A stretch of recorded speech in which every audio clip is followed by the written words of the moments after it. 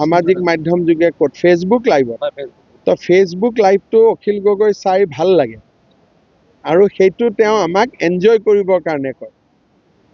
তাতে এজন দুজনক তাতে কুকুৰ বুলিও গালি পাৰে গতিকে কালি এইটো মই চাইছোঁ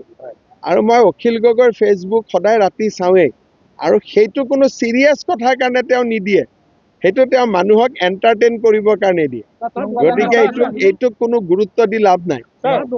এইটো খালি আনন্দ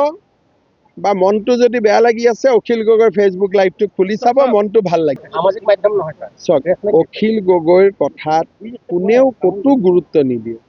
অখিল গগৈক ৰাতি চাব লাগে মনটো কাম কাজ কৰি যেতিয়া মনটো বেয়া লাগি থাকে অখিল গগৈক চাব লাগে আৰু চালে মনটো অলপ ভাল লাগিব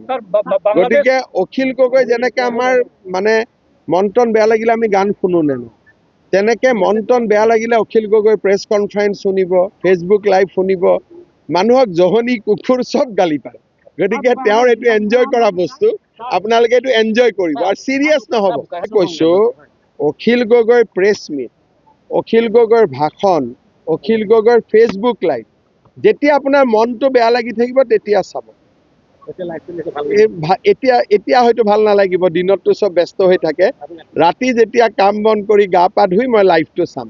আৰু মই প্ৰায়ে চাওঁ মোৰ ভাল লাগে কালিও চাইছোঁ মই ৰিফ্ৰেছ লাগে মনটো আপুনি এনজয় কৰিব পাৰে অখিল গগৈ এজন গুড এণ্টাৰটেইনাৰ গতিকে আপুনি এণ্টাৰটেইন কৰক